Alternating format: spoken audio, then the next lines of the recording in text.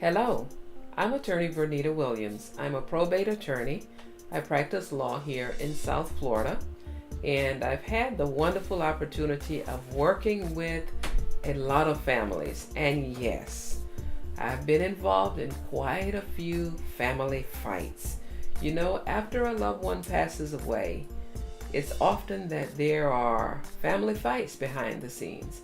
And some of them are minor little fights, and then some of them turn into big fights that might last for years. So I want to talk to you about the family fight and how you can figure out whether it's even worth having the fight.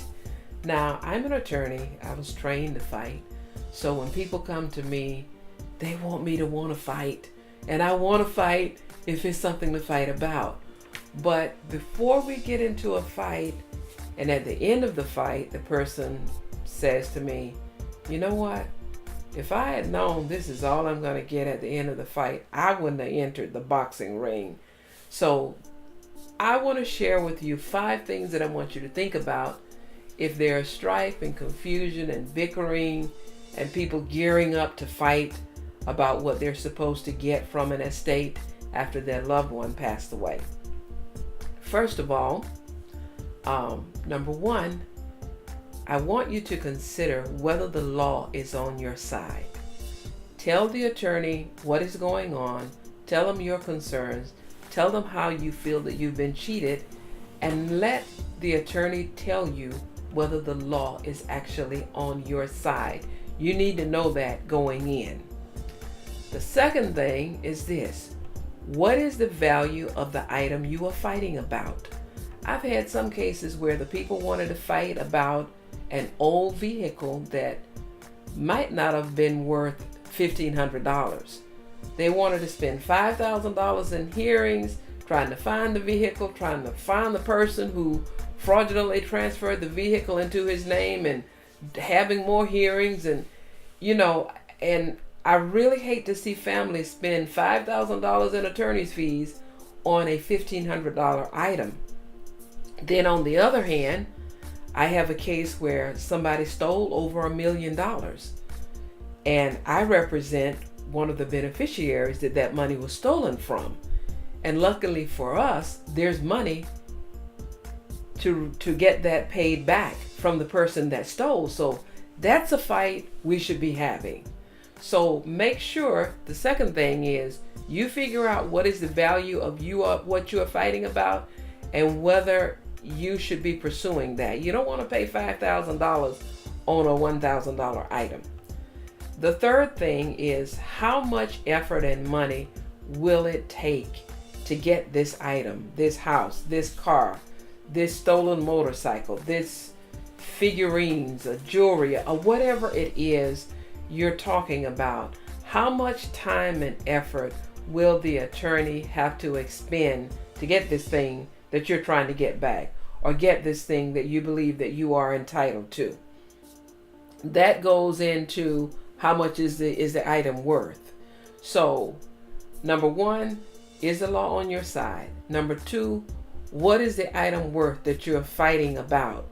Number 3, how much time, energy, and money will be spent trying to get this item? That will help you figure out whether or not you even want to have the fight. And number 4, even if the law is on your side, is it worth it? Are you going to be happy at the end of the day? I've had people say, I want to fight. I want to have this fight. Okay. And I explained to them, okay, if you settle, you're going to get about $10,000. If you don't settle and you have the fight, the lawyers are going to get the money out of the estate, and you're going to get maybe $4,000 or $5,000. I know you want to tell me it's the principle of the thing, but in the end, it's the money. It's not the principle. So do you want to settle and not make your point and just take your $10,000 up front, or do you want to fight to prove your point and end up with less money? The 5th thing is, will the fight destroy your family relationships needlessly? And will the fight expose family secrets? I have one case that I recently did that went to trial where we had to expose a lot of family secrets. We had a lady who said she was married to a man, and we had to go back and expose family secrets, showing that when she went and took the old man in a wheelchair and married him, she knew that he was still married to his first wife. And we had to expose secrets about her kind of being the little hidden secret affair for decades, and it wasn't pretty. So just to what extent do you want to fight, and to what extent do you want to keep and preserve your family relationships? So it's not all about, I'm emotional, I've been done wrong, this is terrible. Yes, those things are real and they have to be dealt with. And I'm not saying bow out of every fight, but I am saying count the cost before you put on your boxing gloves and hop in the boxing ring. Because as an attorney, the last thing I want to hear from a client is, if I had known the fight would cost this much, and if I had known I would get this little bit of money at the end, I would not have gone into the fight. So think about it. Think about those 5 things and just figure out whether you want to have that fight. Sometimes it's worth it, sometimes it's not. This is Attorney Vernita Williams. Thank you so much for listening. If you would like to call me and speak with me about strategizing in your particular case, I would love to do that.